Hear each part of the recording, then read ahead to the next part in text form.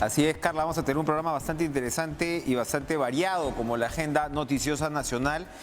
Pero el presidente Pedro Castillo inicia mañana una gira por México y Estados Unidos. Tendrá actividades pues a propósito de los 200 años de independencia en México, pero luego se traslada a Estados Unidos, ya a la capital estadounidense, donde bueno, dará pues un mensaje ante el Pleno, ante el Consejo Permanente de la Organización de Estados Americanos, y va a cumplir luego posteriores actividades en Nueva York, en la sede de Naciones Unidas. Pero vamos a hablar y centrarnos en lo que será la agenda de la OEA, pues una institución además tan importante en estos tiempos, para conversarlo con Harold Forsyth, el presidente del Consejo Permanente de la OEA, por cierto, y representante del Perú ante esta organización. Embajador, buenas noches, gracias por estar con nosotros. Encantado, Enrique. Buenas noches. Cuéntenos cómo va a ser primero la agenda del presidente ante la OEA y qué significación tiene. Bueno, en realidad hace muchos años que un presidente peruano no se dirige ante el Consejo Permanente de la OEA, ¿no? Y tenemos en este momento el privilegio enorme de presidir el Consejo Permanente. Entonces, el día lunes 20, el presidente de la República, muy temprano, tendrá una entrevista de trabajo con el secretario general de la OEA, el señor Luis Almagro, en la cual ciertamente estará presente el ministro de Relaciones Exteriores, el embajador Oscar Maurtua. Luego de esta cita de trabajo, y con la presencia de todos los representantes permanentes de los 34 países que conformamos la OEA, estaremos en nuestros respectivos asientos para recibir, por supuesto, con las debidas medidas de seguridad que impone y las restricciones que impone el COVID-19, estaremos atentos para la llegada del presidente de la República al Salón de las Américas, ¿no? En esa oportunidad tendré el honor de presidir este consejo y de presentar al presidente Castillo ante esta audiencia, ¿no? Entonces, él tendrá aproximadamente entre 20 y 30 minutos para dirigirse a este pleno, y esta participación en el Consejo Permanente del Presidente de la República puede seguirse por las redes sociales de la OEA en tiempo real en el mundo entero. Bastante interesante. Pónganos al día un poco, porque claro, la OEA ha tenido participaciones importantes, resaltadas en los últimos años. El señor Almagro ha sido reelegido. Hay quienes están bastante más de acuerdo con su gestión que otros países. ¿Cómo está ahora mismo el ambiente en este organismo multilateral tan importante, además, ¿no? Además, en un contexto de ya 20 años de adopción de la Carta Democrática Interamericana, ¿no? Que tiene tanta significación, especialmente para el Perú? Bueno, está usted muy bien informado, Enrique, y precisamente el día de mañana, viernes a las 10 de la mañana, celebramos una sesión del Consejo Permanente de la OEA, esta vez va a ser virtual, en la cual participarán alrededor de 10 o 12 cancilleres de América Latina, precisamente para conmemorar el 20º aniversario de la Carta Democrática Interamericana, que es un excelente documento que existe en nuestra organización para promover la vigencia irrecusable del Estado de Derecho y de la democracia representativa. Hace 20 años un diplomático peruano, Manuel Rodríguez Cuadros, quien es hoy nuestro representante permanente ante la ONU en Nueva York, tuvo un papel preponderante para la dación de este extraordinario dispositivo que mañana conmemoramos su 20º aniversario. Y en cuanto a lo que menciona... Ahí, Harold, disculpe una acotación. Si tenemos que rescatar ahora las principales características de la Carta Democrática, ¿cuáles serían estas? ¿Por qué es vigente la Carta Democrática? Hay que tener en cuenta que la OEA es un organismo, por supuesto, de cooperación cultural, científica, económica, comercial y desde todo punto de vista, pero fundamentalmente es un órgano, es un organismo político que se estableció en 1948. El sistema interamericano es un sistema muy complejo, no solamente es la Secretaría General y nosotros los miembros del Consejo Permanente, sino son muchas otras instituciones, la Comisión Interamericana de Derechos Humanos y la Corte Interamericana de Derechos Humanos que tiene su sede en Costa Rica. Y así como estas, muchas otras instituciones de enorme vitalidad para el hemisferio occidental. Ahora, lo principal de la Carta, pues, es ya el compromiso absolutamente innegable de la organización de admitir únicamente democracias representativas en su seno, ¿no? Elegidas mediante la participación popular plural y en condiciones de acceso de todos a los medios de comunicación para participar en la vida institucional de los respectivos países miembros. Y hay naturalmente acciones que pueden ser tomadas si es que un Estado miembro viola estos conceptos generales. Todo esto tiene relación directa con la protección y con la promoción de los derechos humanos, que constituyen hoy un tema verdaderamente acuciante en el hemisferio occidental, especialmente cuando la democracia en diversos lugares, que no viene al caso mencionar, sufre amenazas y sufre ataques desde diversos frentes. En consecuencia, hoy la Carta Democrática es más vigente que nunca. Por supuesto que es un documento perfectible, como todo acuerdo internacional, que tiene que actualizarse seguro a la luz de los tiempos en que vivimos, pero es un paso adelante y mañana a las 10 de la mañana varios mandatarios, inclusive primeros ministros, van a estar presentes en este Consejo Permanente para rendir un homenaje a estos 20 años y yo tendré el honor de presidir esa sesión el día de mañana. Vamos a estar muy pendientes y va a ser una ocasión especial para releer la Carta Democrática y la importancia que esta tiene, porque como usted bien señala, el que está en la OEA está cumpliendo además con esos requisitos fundamentales del cumplimiento de la democracia. Y bueno que reitere el tema del acceso a la prensa, la libertad de prensa y el acceso a los medios de comunicación, que nunca está de más mencionarlo. Usted, claro, decía, hay casos complejos, ¿no? Venezuela está teniendo sus diálogos con la oposición en México, Nicaragua, Cuba, si queremos Haití también. Esos son los casos que evidentemente preocupan a la comunidad ¿no? interamericana y donde se pone pues la mirada de manera muy importante. A ver, por el lado de la pandemia, Harold, yo le quería preguntar, ¿qué tipo de actividades son las que lleva la OEA? ¿Cómo digamos, el esfuerzo conjunto de bloque puede también ayudar a impulsar el combate contra este periodo pues tan dramático que ha vivido el mundo y en particular América Latina y más en particular el Perú, ¿no? Muchas gracias por la oportunidad de esa pregunta. El día 30 de septiembre, de septiembre en curso, es el último día en el cual voy a presidir este Consejo Permanente. Y no podría haber un mejor fin en esta gestión. He tenido una suerte enorme porque ese día 30 que celebramos la última sesión va a ser dedicada precisamente al tema del COVID para generar una coordinación de posiciones en el hemisferio occidental al cual pertenecemos.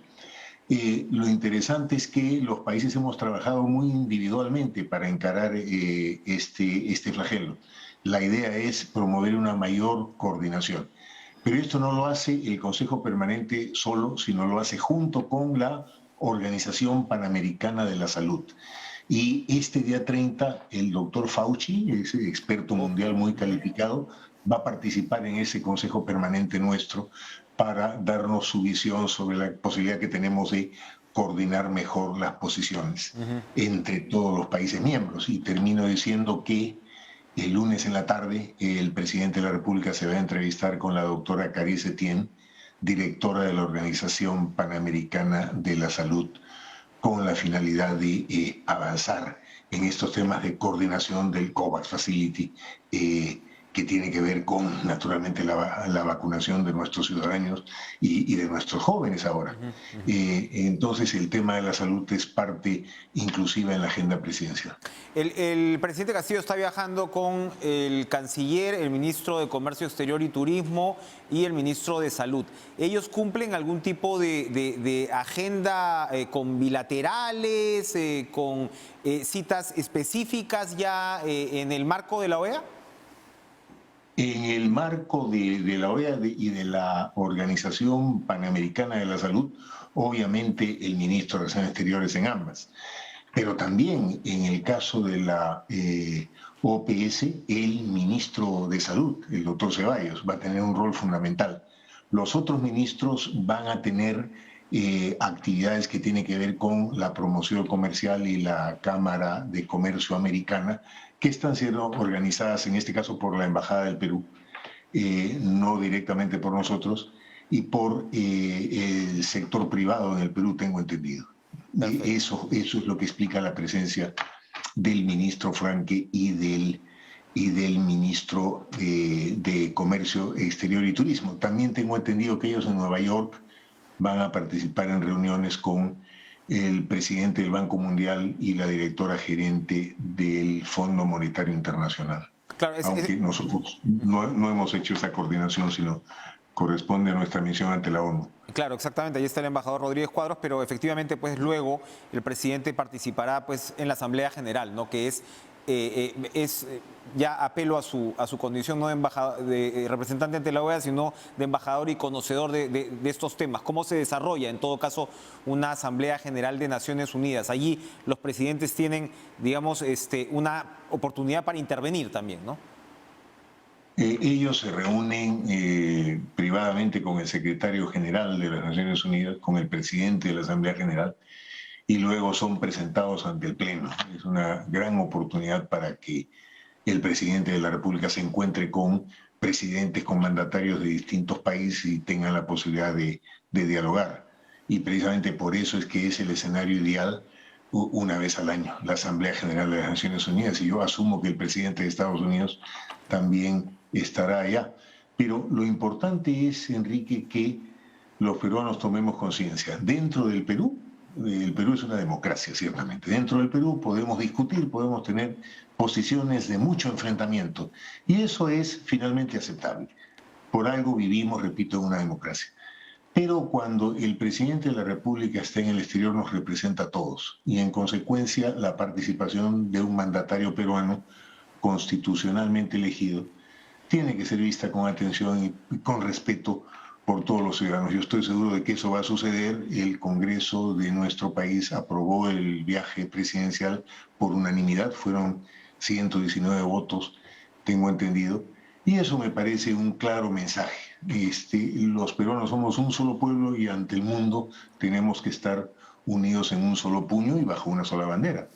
Qué duda cabe. Gracias, Harold Forsyth, presidente del Consejo Permanente de la OEA, representante de nuestro país ante este importante organismo. Gracias por estar con nosotros esta noche. Vamos a continuar, vamos a hacer una pausa. Bueno, de hecho, como lo decía el embajador Forsyth, aparte añadiría que la historia personal del presidente Castillo es un activo que él puede aprovechar para, de alguna manera, representar al país, ¿no?, en su complejidad, por supuesto en sus necesidades y en la demanda de cambio, que también se supone que encarna su mandato, y la arena internacional, como repito, puede ser realmente una plataforma importante para también generar compromisos y plantear lo que plantea hacer en su gobierno. Vamos a ir a una pausa porque hoy el ministro de Trabajo anunció que se acababa la suspensión perfecta. Bien, vamos a conversar con Ana María Choquehuanca, presidenta de la Asociación PYME Perú, sobre si esto tendrá o no consecuencias. Regresamos.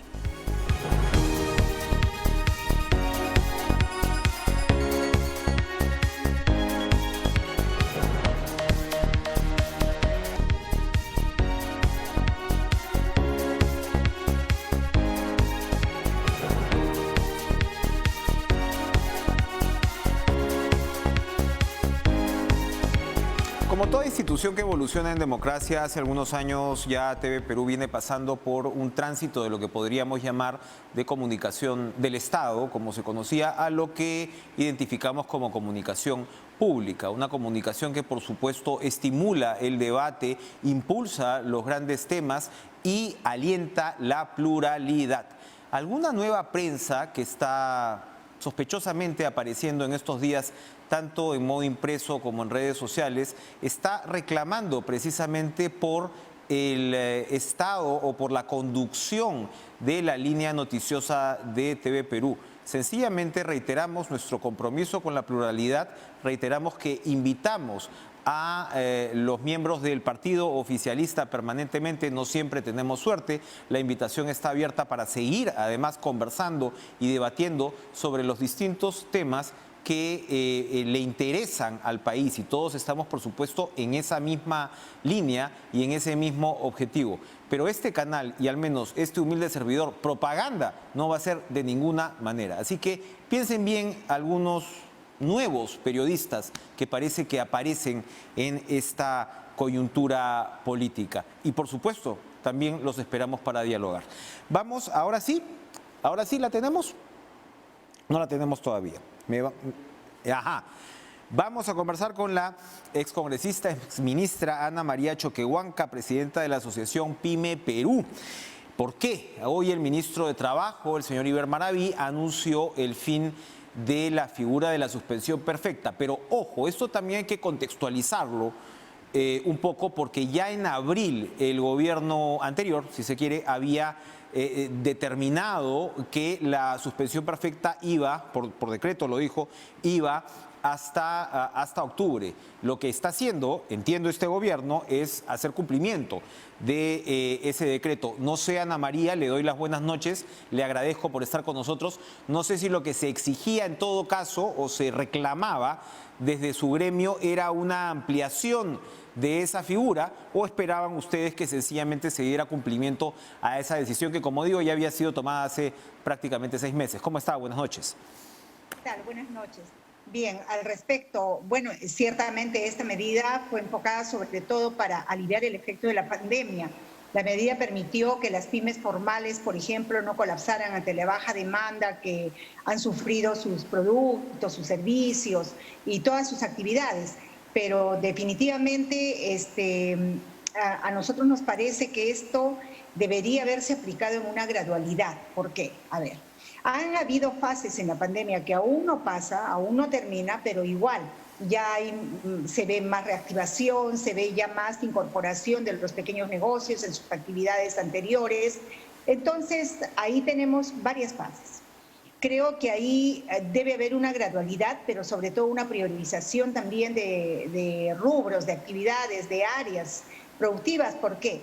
Porque, por ejemplo, vemos que en los pequeños negocios o las empresas en general que están dentro del rubro de la salud, por ejemplo, bien podrían, esta suspensión perfecta no va. ¿Por qué? Porque ya esta nunca se ha detenido, esta siempre ha seguido. Sin embargo, nosotros si la comparamos con el rubro de turismo, vemos que en año y más no reciben ningún ingreso. Y recién estamos tratando de que el turismo local se mueva un poco, el turismo nacional. No estamos viendo la presencia de un turismo, por ejemplo, de afuera, el internacional. Claro. Pues en esto habrá que ver pues que haya todavía el movimiento de aviones, en fin, los cierres de fronteras se abran y esta situación se genera en una situación complicada porque definitivamente esto es a rajatabla para todos, podría ser, porque tampoco estamos de acuerdo en que los trabajadores, digamos, si es que ellos pueden seguir laborando, sean reemplazados o en todo caso no reciban sus beneficios. Ahora, según entiendo, la suspensión perfecta que llegó a tener, no fueron tantos, lamentablemente, ¿no? Porque parece que hubo algunas cortapisas, ¿no? O algunos requisitos que no se cumplieron por un número importante. La mayoría de empresas que aplicaron a esta llegó a beneficiar a unos 300.000 trabajadores, y entiendo yo que ahora está en el rango de 10.000. ¿Era esa más o menos la proporción? Sí. Bueno, nosotros tenemos por ejemplo, en el 80% de las empresas con suspensión perfecta eran de labores fueron aplicadas, ¿no? Por las pymes que precisamente fueron las más afectadas por la pandemia. Pero en este momento nosotros tenemos una cifra de 1.500.000 millones de trabajadores que han quedado fuera. Al margen de la suspensión perfecta o no. Entonces ahí vemos que ahí todavía queda por recuperar 1 millón de puestos de trabajo, en fin. Pero esos son temas que se deben mirar con ojos de especialista, como decimos. O sea, ahí hay que ver, darle una mirada hacia lo que significa cortar la suspensión perfecta en los sectores que obviamente se deben cortar, pero no, por ejemplo, en los otros que recién se están reactivando, porque esto a lo que conlleva es, por ejemplo, a los ceses colectivos, a la quiebra de estas empresas que no van a generar ingresos, no están generando porque están en poco tiempo de actividad. A eso me refería. O sea, si tienen poco tiempo de actividad, nosotros tenemos que ver, por ejemplo, el tema del turismo, las empresas de entretenimiento que recién han sido abiertas, en fin. Claro. O sea, hay una serie de factores que tienen que ver con ello, al margen de pymes o no pymes, al margen de las empresas. Entonces, hay empresas que ya podrían recuperar a sus trabajadores, pagarles sus beneficios sociales y poder darles sus remuneraciones, pero si no lo hacen, no es que nos vamos a escudar en la pandemia, no lo hacen, entonces, bueno, pues se termina el 2 de octubre, ¿no? Ahora, más allá, porque el debate, por supuesto, como usted lo está describiendo, va muchísimo más allá del tema de suspensión perfecta. ¿Cómo hacemos para acelerar la recuperación de este más de 1 millón de empleos? Se sabe además que el empleo de alguna manera se va recuperando poquito a poco, pero sobre todo y en gran medida como empleo informal. Es decir, si ya teníamos los problemas de informalidad que nos lastran, ahora esta estaría llegando o superando el 80% del empleo. ¿Cómo generar, número 1, empleo y número 2, buen empleo? Ese es el problema. El Estado promueve el empleo formal. La carga laboral y tributaria en el país generando empleo formal, sobre todo en la carga laboral, es fuerte. Entonces, nosotros, ¿cómo la reactivamos? A ver, vamos por el lado de la demanda. La demanda aquí es la que determina. Entonces, por ejemplo, la priorización en la reactivación de todo lo que significa mercado, no solo para las pymes, para todos. El mercado es lo que mueve la rueda productiva. Entonces, ahí tenemos un gran mercado de compras estatales que podría ayudar, por ejemplo, en la reactivación de las pymes. Ahí estamos generando un gran mercado de compras privadas de parte de las grandes empresas, que también pueden ayudar. O sea, aquí, en este momento, en la situación que estamos viviendo en el país, no solamente tenemos que mirar al Estado, no solamente tenemos que nosotros decir, oiga, aquí, ¿qué pasa? Aquí no podemos reactivarnos, ¿cómo va a ser? No, eso es tarea de todos. Y la reactivación pasa por muchos factores, también tiene que ver con el financiamiento. ¿Cómo hacemos para lograr esa inclusión financiera? Nuevamente, entonces son requisitos que realmente solo pueden cumplir los formales. O sea, estamos trabajando para un 17%, porque el 83% es informal en el país. Entonces, para nosotros, la mirada dice, el Estado tiene que propiciar o tiene que encontrar estrategias que permitan que el sector informal pueda volver al tránsito del camino de la formalidad. Esto ha sido un retroceso en este tiempo de pandemia. Coyuntura política, coyuntura la pandemia, los temas sanitarios, incluso la implementación de los protocolos, que no terminan, digamos, de tener una respuesta clara de parte del Estado. Entonces, hay mucha tarea por hacer, que se puede hacer conjunta, por supuesto. Nosotros somos empresas pequeñas, pero siempre estamos ahí, tributando, no digan que no, siempre estamos tratando de cumplir con todo lo que haya que cumplir, pero en este momento no vale. El tema político aquí no pasa por la necesidad de poder reactivarse en el sector empresarial. Lo que se necesita es afinar más los regímenes que tienen que ver con las pymes, darles más facilidades tributarias. ¿Por dónde va la propuesta de ampliar el empleo el empleo formal, me refiero, a nivel de pymes, que es, por supuesto, como sabemos, la gran generadora de trabajo en el país? Así es, yo creo que va por el lado también de los incentivos y los estímulos, ¿no? O sea, ¿cómo nos incentivamos? A ver, ¿cómo incentiva el Estado a las pymes? Al Estado no se le pide asistencialismo, no se les está pidiendo bonos, nosotros no estamos pidiendo bonos. Nosotros lo que estamos pidiendo son oportunidades de reactivación y las oportunidades de reacción las tiene en su mano el Estado. Ese mercado de compras estatales, por ejemplo, se debe reactivar. Deben hacer cumplir la ley que desde hace 11 años está ahí, 40% de compras para las pymes. Y las pymes no es que no puedan acceder, es que no tienen la oportunidad de acceder a este gran mercado. Las regiones, ¿acaso acceden? Más acceden en Lima, obviamente, Lima tiene un mayor porcentaje de habitantes y todo ello, pero igual las regiones también forman parte del país, ¿o no? Ahora, pero Entonces, se dice, Ana María, en parte, a ver, corríjame, que en parte los problemas para el cumplimiento de esta ley es, por ejemplo, que las pymes no llegan a tener los estándares o el stock adecuado para determinadas compras estatales. ¿Cómo superar un problema como este si es que es verdadero? la capacidad productiva, las pymes la tienen, si no solos, por consorcio. Ya. Entonces, ahí tenemos un problema también. Vamos al tema de los requisitos.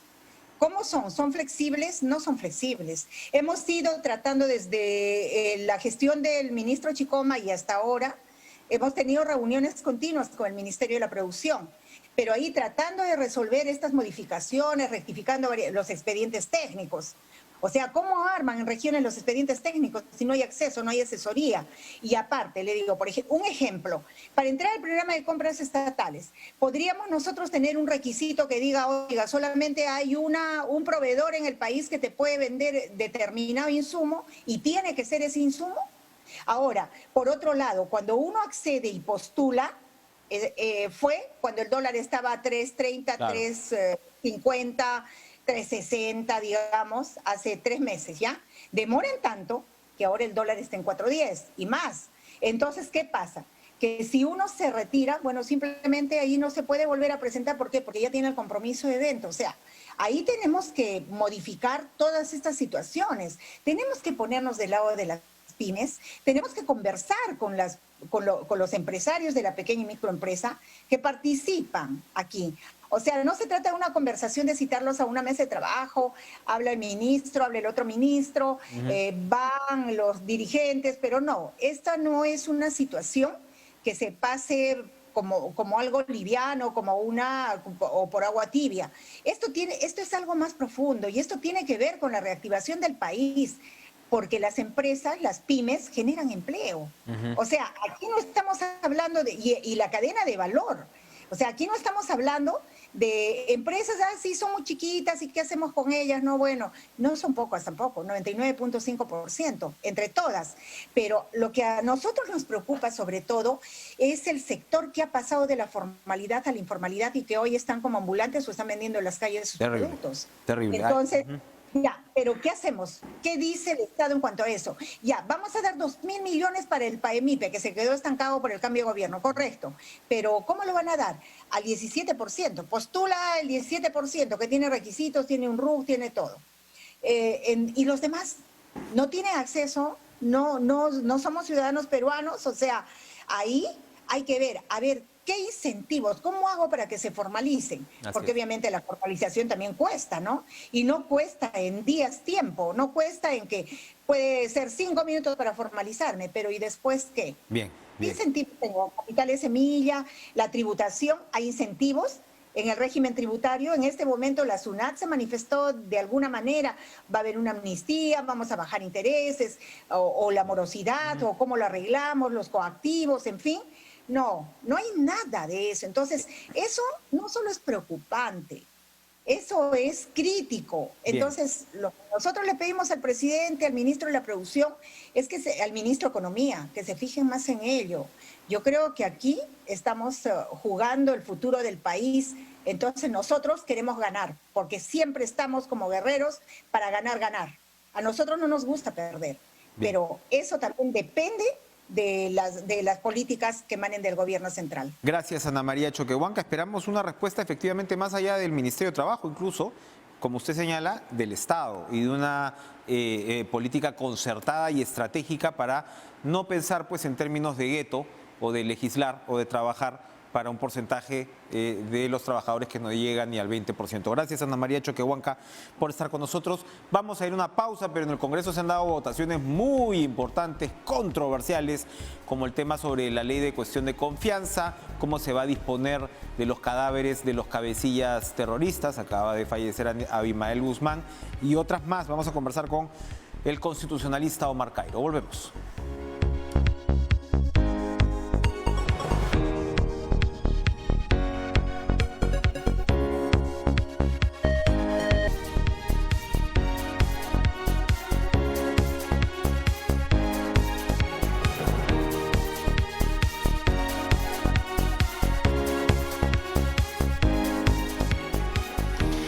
Tiempos de interpretaciones.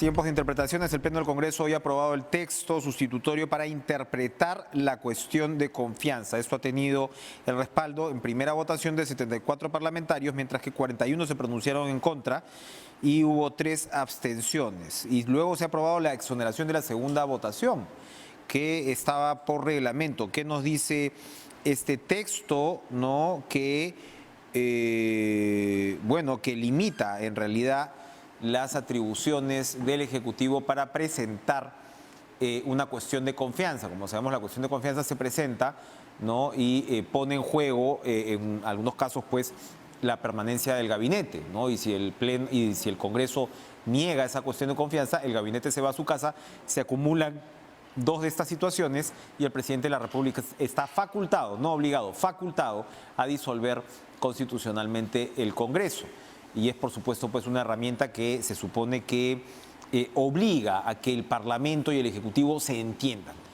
Esto estaría recortando esas atribuciones. Hemos tenido opiniones a favor, como ayer, como la de Óscar Urriola, expresidente del Tribunal Constitucional.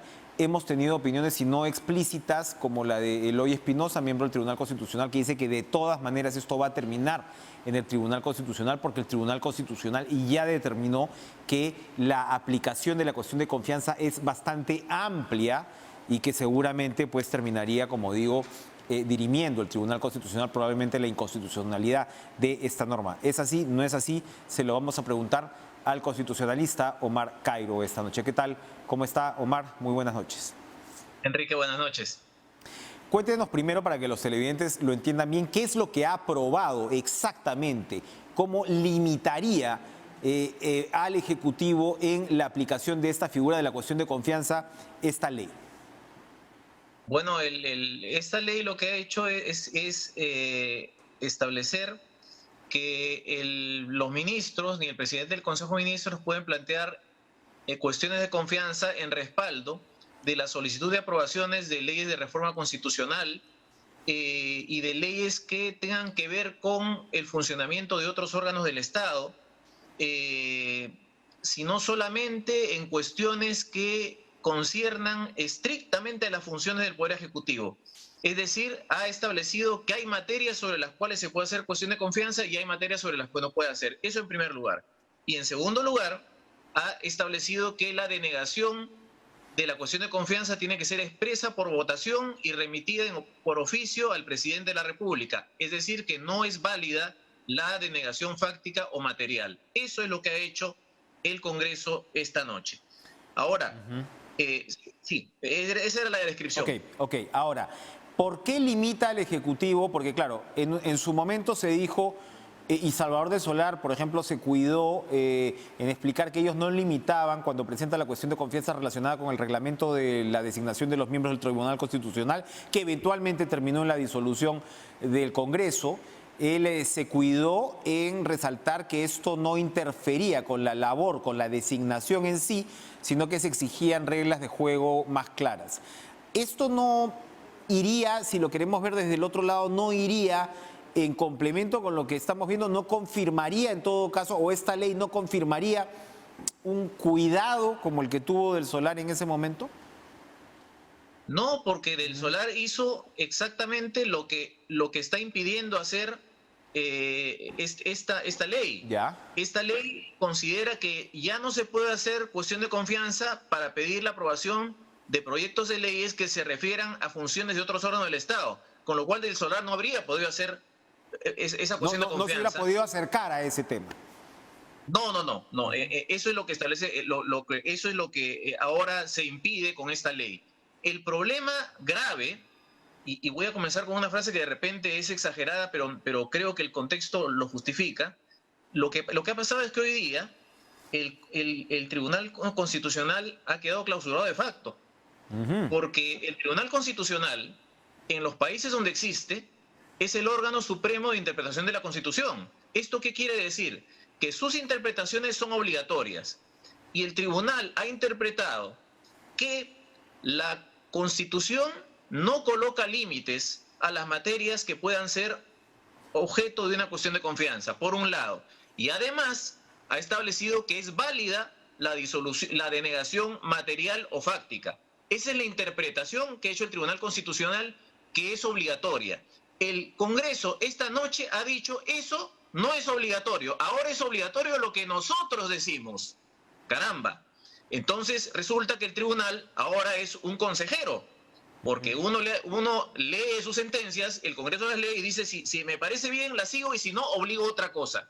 Entonces ya no es un tribunal constitucional, es un cuerpo colegiado de expertos que aconsejan al Congreso, y el Congreso, como todo receptor de consejos, decide cuándo le hace caso y cuándo no.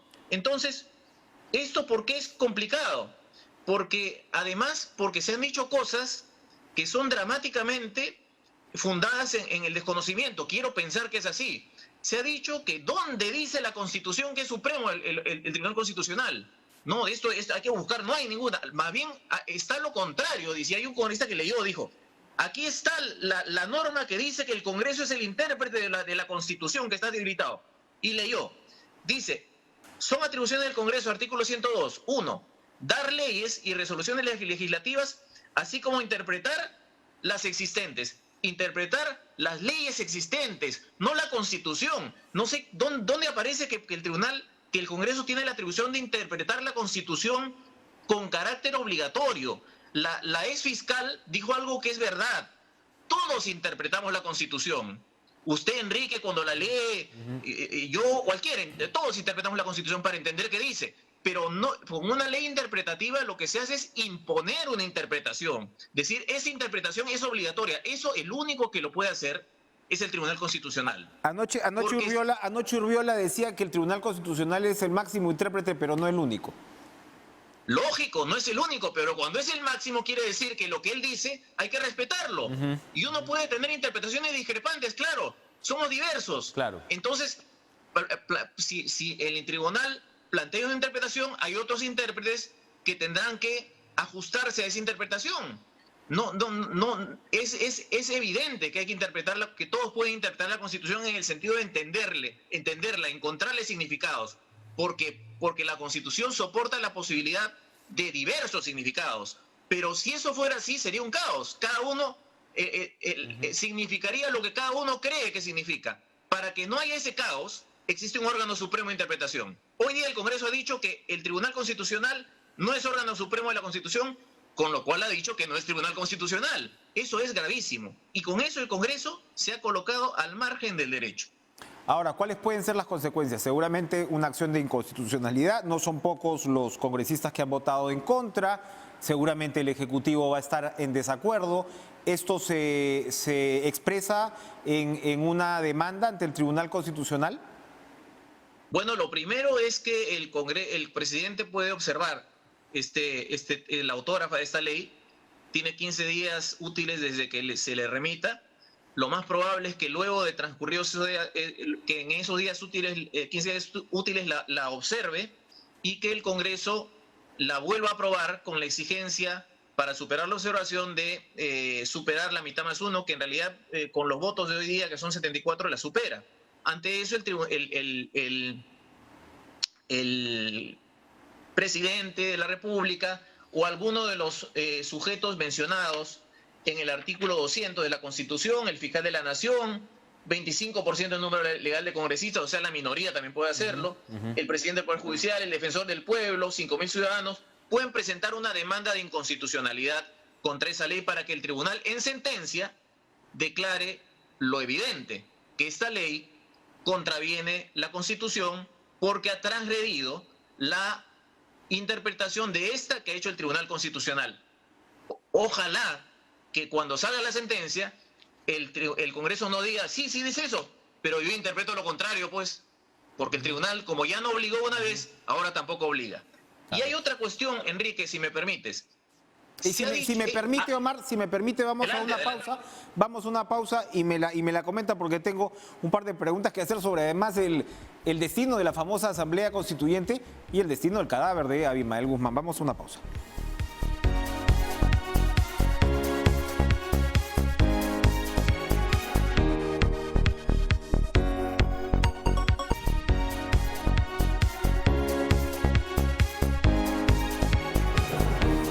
Constitucionalista Omar Cairo se quedó con la idea en la punta de la lengua antes de ir a la pausa para complementar este tema de la limitación de la cuestión de confianza. Adelante. Enrique, una de las cosas que ha pasado hoy día es que se ha hecho como se ha establecido que la Constitución dice aquello que el Tribunal dice que no dice, se ha introducido en la Constitución un elemento inexistente. En la Constitución no coloca esas limitaciones, ni dice tampoco que está prohibida la denegación fáctica o material. Entonces, es una reforma constitucional encubierta. Si querían aprobarla, tenían que seguir el procedimiento del artículo 206. Claro. Pero dijeron en el debate que no, esto no es encubierto, esta ley de desarrollo constitucional. Te voy a mostrar o te voy a describir cómo para un congresista de Fuerza Popular, esto sí es una reforma constitucional, porque el día de hoy, 16 de septiembre, ha presentado un proyecto de ley de reforma constitucional en el cual se plantea la reforma del 132 para que este artículo diga, lo que no dice hoy día, que el Poder Ejecutivo no puede plantear cuestión de confianza sobre procedimientos y funciones de competencia exclusiva del Congreso ni sobre propuestas de referéndum. O sea, las limitaciones que hoy día se han aprobado por ley interpretativa. O sea, lo que para un congresista de Fuerza Popular es reforma, hoy día se ha convertido en ley interpretativa de desarrollo. Perfecto. Y también dice este proyecto que la aprobación o rechazo solo es declarada de manera expresa luego de votación. O sea, está prohibida la denegación fáctica. En reforma constitucional. O sea, este proyecto de un congresista de Fuerza Popular demuestra que lo que se ha hecho hoy día es una reforma constitucional encubierta, o sea, nula. Bien. Eso nos lleva a una situación que todavía no se ha concretado, pero análoga, porque Perú Libre presentó un proyecto de reforma constitucional para introducir la figura de la Asamblea Constituyente en la Carta Magna, que no existe. Pero, sin embargo, declaraciones últimas de altos dignatarios, incluido la vicepresidenta, ratifican que la intención es recoger las firmas del referéndum y hacer pasar esa convocatoria de la Asamblea Constituyente por encima del Congreso vía precisamente la recolección de firmas. Ahí también hay una confusión, ¿no?, en un tema sumamente importante. Sí, una confusión muy grande y que de concretarse produciría una situación de facto. ¿Qué quiero decir con esto? Si se recolectan las firmas, no sé, 5 millones, 10 millones, no interesa. Y estas son entregadas al Jurado Nacional de Elecciones, y el Jurado Nacional de Elecciones, con esas firmas, convoca un referéndum para consultarle al pueblo si quiere una constituyente o no, entonces el Jurado de Elecciones está actuando al margen de la Constitución, está cometiendo una infracción a la Constitución, porque las únicas dos maneras de cambiar la Constitución son las que establece el 206, por el Congreso con ratificación posterior de referéndum o con el Congreso en 2 legislaturas con más de 2/3 del número legal de congresistas. No está permitido que la Constitución la modifique una asamblea convocada vía referéndum. O sea, el Jurado Nacional de Elecciones no va a poder, sin transgredir la Constitución, convocar ese referéndum. Y si lo hace, va a estar en infracción constitucional y ese referéndum además no va a tener ningún valor jurídico. Así es, así es. Entonces que se ahorren en todo caso el trabajo de lo que puede ser una controversia gravísima. Para terminar, Omar, se ha aprobado esta ley de disposición final de los cadáveres, ¿no?, de los condenados por delitos de terrorismo y traición a la patria. Se supone que no hay leyes con nombre propio, pero evidentemente eso estaría zanjando la situación de los restos de Abimael Guzmán. Es una ley, digamos, claro, ha sido un poco apurado, pero está bien desarrollada, no va a dar pie a posibles recursos donde pues los defensores de Sendero Luminoso son bastante expeditivos y rápidos? Sí, creo que el tema trasciende al contenido de la ley, trasciende a todo lo que se ha estado discutiendo en estos días posteriores al fallecimiento de Abimael Guzmán, porque esto ha sido un torneo oratorio en el cual cada congresista ha pretendido, como congresista o político, ha pretendido ser más estridente que el otro al decir que es terrorista, sanguinario, demente. Y bueno, sí, pues, está bien, no está bien, es terrible. Todos esos calificativos los merece, pero lo importante es preguntarse por qué fue posible que una persona como él y un grupo como el que dirigió tuviera en jaque al país durante 12 años.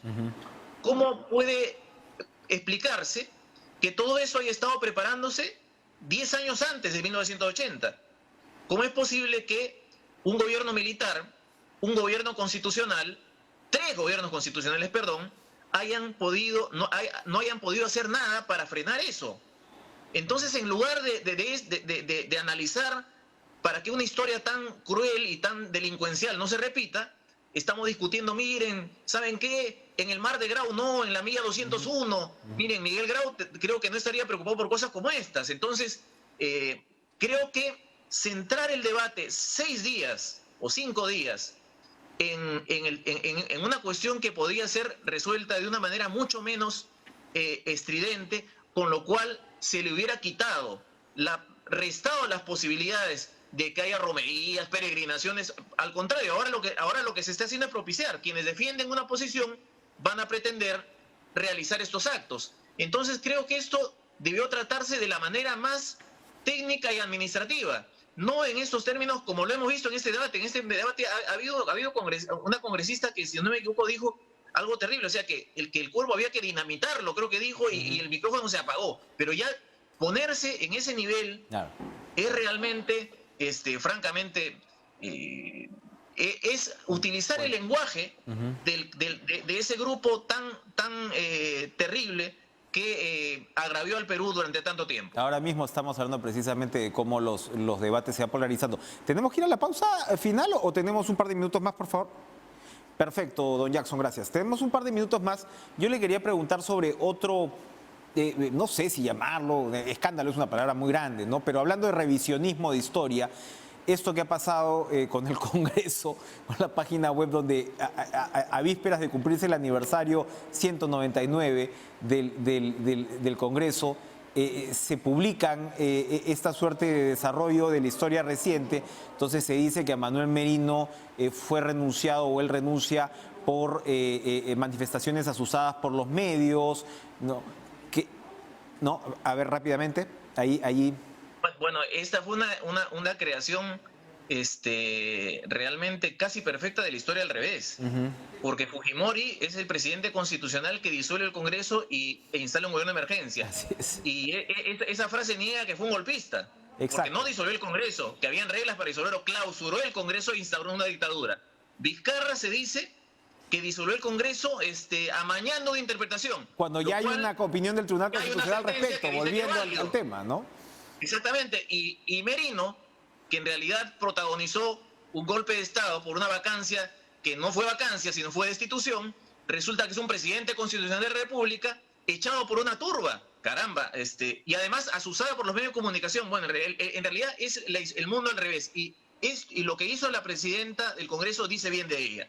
En el acto dijo, esto se retira, porque la historia no se puede manipular de una manera tan caricaturesca como estuvo durante las horas que ese material estaba en la página del Congreso. La verdad que eso es dar pie, ¿no? Es dar pie realmente, ¿no?, a errores de lo más tontos, por decirlo de alguna manera. Y sí, bien de todos modos por la reacción de la presidenta del Congreso. Podríamos seguir hablando más.